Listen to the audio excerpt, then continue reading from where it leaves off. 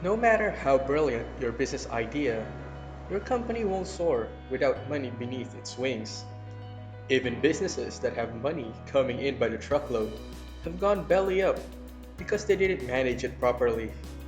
Business finance is the art and science of managing it so the lights stay on. Your first topic in business finance is about financial management. Financial management starts with a plan. This applies to both individuals and companies. It is not enough to have cash and other resources today. Such resources, if not managed properly, can be wiped out.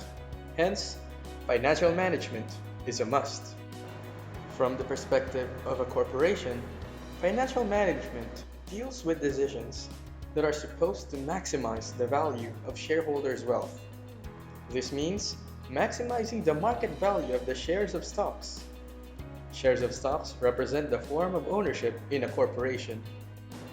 To put it into perspective, Jollibee Foods Corporation's stock is currently valued at 135 pesos. It has 1.1 billion outstanding shares, which means that its current market value is around 149 billion pesos. This amount represents the value of the shareholders' wealth, as the shares are actively traded in the Philippine Stock Exchange. The price of the stock and the total market value of the shares may change every trading day.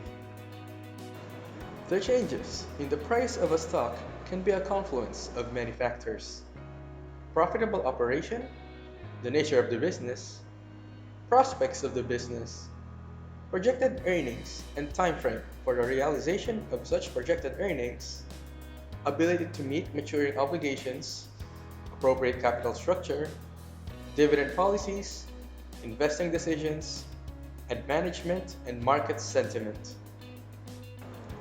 Now, let's take a look at how Jollibee Foods Corporation's stock price was valued at the beginning of the year. In January 2020, JFC stock price is valued at around 216 pesos. The current market value for Jollibee was around 237 billion pesos at that time. However, due to the pandemic and community quarantine, a lot of people could not dine in at Jollibee for the past few months. This resulted in a huge loss in the profitability of the business. In turn, this loss was reflected in the value of its stock. Right now, in August, Jollibee is currently valued at only 135 pesos each stock. Jollibee Foods Corporation lost around 89.1 billion pesos in total market value. This sudden decrease in stock price is caused by an unforeseen event, which is the pandemic.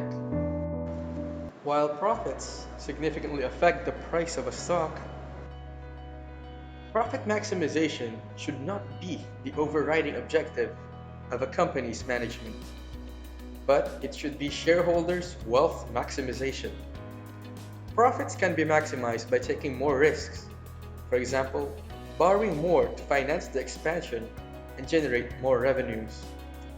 While more borrowing can increase profitability, it can also expose the company to more risks and may even result in operating losses if some external shocks occur and adversely affect the company's operations. Maximizing shareholders' wealth through maximization of stock price should be the overriding objective of management, as it covers the different facets of operating a company and it considers the different stakeholders in the organization. Stakeholders are not limited to the stockholders of the company. Stakeholders also include management, employees, suppliers, customers, creditors, regulatory agencies, and the community where the company operates. For a longer and more sustainable operation, the interest of these different stakeholders has to be borne in mind.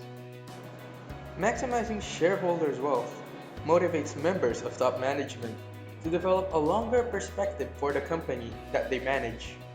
With this objective in mind, management will try to make their customers happy by providing good products and services at reasonable prices.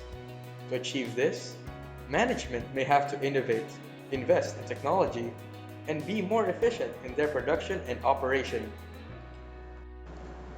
The interest of the employees has to be considered in managing a company. Chances are, happy employees mean more productive employees.